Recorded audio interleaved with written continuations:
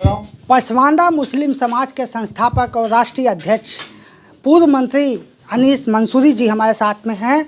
हज यात्रियों को लेकर काफ़ी चिंतित रहते हैं क्योंकि जो भी सुविधाएं नहीं मिल पा रही या मिल रही हैं, वर्तमान सरकार से इनकी क्या मांग है, हज यात्रियों को लेकर क्या प्रश्न चिन्ह है आपने खड़ा किए हैं, क्या पूरी तैयारी है, उनको किस तरह से सुविधा मिल पा रही या नहीं मिल पा रही, क्या कहना है आपका? देखिए, इस प्रेस कॉन्फ्रेंस के माध्यम से हम ये कहना चाहते हैं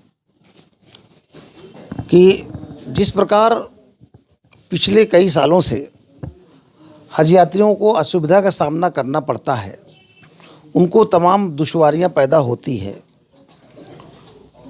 पिछले अनुभवों को लेकर के हम लोग इस बार बहुत पहले से हज कमेटी ऑफ इंडिया को और अल्पसंख्यक विभाग को, माननीय प्रधानमंत्री जी को समय समय पर पत्र के माध्यम से अवगत कराते रहे कि जो पिछली गलतियां हुई उसकी पुनरावृत्ति नहीं होनी चाहिए। लेकिन सरकारों के कान पे जू नहीं रेंगती। सरकारें हम लोगों की बात को नज़रअंदाज कर देती है। सरकार की हाजियों के लेकर के मनसा साफ ना होने की वजह से इस देश के अंदर जो हाजियों को तमाम परेशानी का सामना करना पड़ रहा है, इसकी जिम्मेदार सरकार और सरकार में बैठे मंत्री और जो हज कमेटी ऑफ इंडिया से जुड़े लोग हैं, इनकी है। सरकार तो कहती है कि हम धार्मिक एवं सांस्कृतिक विकास कर रहे हैं, किसी भी धर्म संप्रदाय को कोई असुविधा नहीं हो रही है। ये तो आप खुद समझ सकते हैं कि पिछली बार भी हमने 2 बार इस मसले को लेकर के, सुविधाओं को लेकर के प्रेस कॉन्फ्रेंस किया और एक पॉइंट आउट करके हम बता रहे हैं, सरकार इस तरीके से हमारे इस धार्मिक कार्यक्रम में रोड़ा पैदा कर रही है। सरकार की मंशा हाजियों के प्रति साफ नहीं है। तो अब ये सरकार झूठ बोले कि हम सब हमारे लिए बराबर हैं। भाई, जब आपका मामला आता है कुंभ मेले का, तो हमारे लोग आपको भरपूर सपोर्ट करते हैं।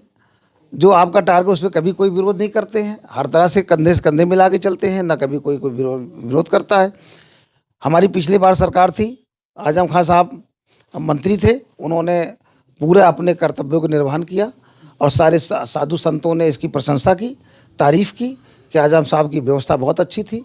और मुसलमान तो छोड़िए, सब जितने जाने वाले वहाँ ज़ायरीन थे, दर्शन करने वाले लोग थे, नहाने वाले तो स्नान करने वाले लोग थे, सबने तारीफ़ की। तब तो आजम खान साहब ने भेदभाव नहीं किया था। लेकिन आज जब बराबर निरंतर हमारे हाजियों के साथ इस सरकार संख्या घटती जा रही है, चिंता का विषय है कि पहले लॉटरी सिस्टम से लोग जाते थे, जाने कितने लोग फॉर्म भरते थे, लॉटरी में जितने लोगों को आता था लोग दुआएं करते थे लॉटरी मेरा आ जाए। आज ये हाल है कि उत्तर प्रदेश को 31,180 कोटा मिला और उनमें से केवल 19,702 लोगों ने फॉर्म भरे, बाकी लोग नहीं भर पाए। और 11,448 सीटें अभी भी खाली रह गई हैं, वापस हो गई सरकार को। तो ये आप जो कह रहे हैं कि सरकार ये काम कर रही, तो कहाँ कर रही है? आप बताइए ना कि सरकार सभी धर्मों को ध्यान में रखती, तो ये ऐसा हमारे साथ क्यों हो रहा है? दूसरी बात, ये सरकार ने पहले ये कहा कि पिछली सरकारों ने आपसे 300 रुपये फॉर्म के वसूले, हम फ्री देंगे फॉर्म। पूरे संसार में ढिंढोरा पीटा। उसके बाद अब आप जब पहली किस्त जमा हो रही है 80,000 के, उसके साथ आप पैसा उनसे ले रहे हैं कि 1500 मिसलेनियस चार्ज। ये कहाँ से आ गया? अभी तक तो मिसलेनियस चार्ज कभी नहीं था। अब 1500 रुपये पर हाजी, 1500 मिसलेनियस और 300 फॉर्म के पैसे जो आपने कहा था हम नहीं लेंगे, अब यहाँ ले रहे हैं। तो वादा खिलाफी करके हाजियों को परेशान कर रही सरकार, खुली लूट कर रही है हाजियों के साथ में। धार्मिक जो आपके मुस्लिम गुरु हैं, वो क्यों चुप्पी साधे हुए? देखिए, हमारी बात यहाँ पर एक और मैं जोड़ता हूँ, रह गई थी कि जिस तरीके से 300 फॉर्म के नाम पे पैसा, 1500 मिसलेनियस के नाम पैसा, 1800 रुपये पर हाजी वसूले जा रहे हैं। अगर पूरे देश में अब तक जितने लोगों ने आवेदन किया है, अगर हम उनमें जोड़ते हैं तो 25,20,36,000 सरकार हाजियों से वसूल रही है देश के अंदर। ये मामूली रकम नहीं है, बड़ी रकम है। उसके बाद ये राग आलापना कि साहब वो सभी धार्मिक कार्यक्रम में सरकार किसी तरह भेदभाव नहीं करती, तो ये तो कोरा झूठ है, कोरा झूठ है। क्या कह रहे थे आप सवाल? धार्मिक जो आपके गुरु हैं, मौलवी हैं या आपके बोर्ड के सदस्य हैं, ये लोग क्यों चुप्पी साधे?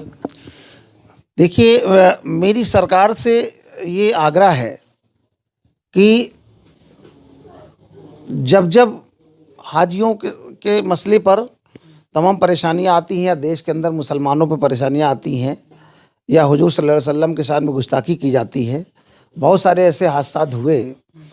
और ऐसे में हमारे जो कौम के राजनीतिक मौलाना हैं, जो कौम के ठेकेदार हैं, जिन्होंने पर्सनल बोर्ड हो, चाहे वो जमात उलमा हिंद हो, चाहे जमात सरिया हो, तमाम ऐसे संगठन जो मुसलमानों के ठेकेदार हैं, ये लोग इन सब मुद्दों पे खामोशी अख्तियार कर लिया, जबकि ये काम उनका है, फंड उनके पास है, तमाम फंड उनके पास भरा पड़ा है।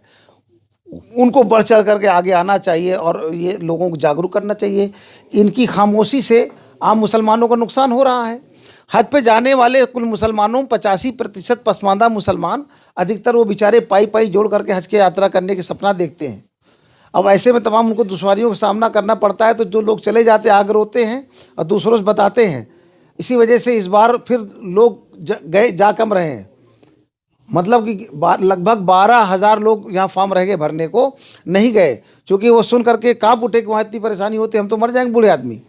तो ये उलमाए मौलाना जो है, उलमाए दीन है, जो राजनीतिक मौलाना, सब मौलाना की बात मैं नहीं कर रहा हूँ, जो राजनीतिक मौलाना संस्था खोल करके, दुकान खोल करके बैठे हुए हैं, ये इनकी खामोशी इस बात की दलील है कि इनको डर है कि ये सरकार जिस तरह से ईडी सीबीआई का इस्तेमाल कर रही है, कहीं ऐसा ना हो कि वो सीबीआई का शिकंजा हमारे ऊपर कस दें।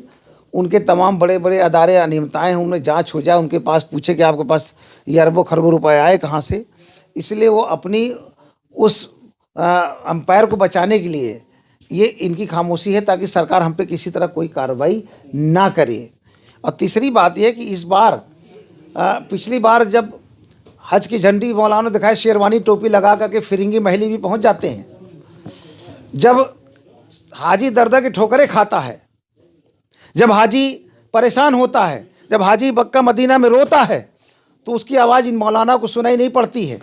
लेकिन जब फ़ोटो खिंचाने की बात आती है, तो शेरवानी टोपी लगा करके दूल्हा बन करके हज हाउस में हरी झंडी दिखाने के लिए हाजियों को चले जाते हैं।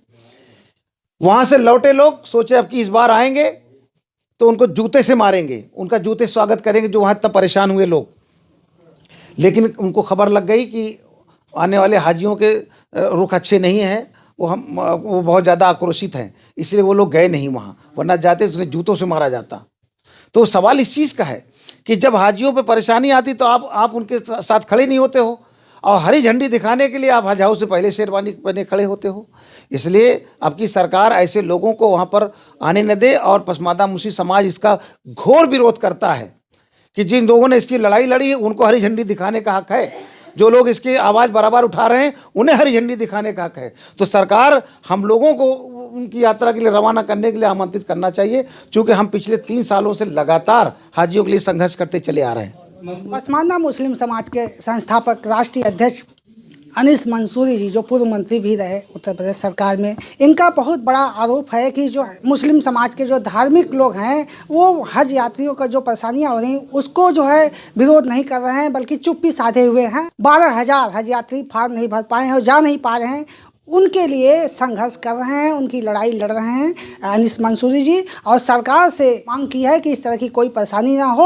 और जो धर्म के ठेकेदार हैं वो लोग केवल झंडी दिखाने का काम करते हैं, हरी झंडी दिखाने का काम करते हैं, जूते मारने लायक हैं। ऐसे में इनका पसमानदा मुस्लिम समाज उन धार्मिक ठेकेदारों का घोर विरोध करता है। इसी संबंध में आज इन्होंने प्रेस कॉन्फ्रेंस कर अपनी बात को मीडिया के सामने रखा। आई कनेक्ट न्यूज़ के लिए लखनऊ से मैं सुभाष निषाद।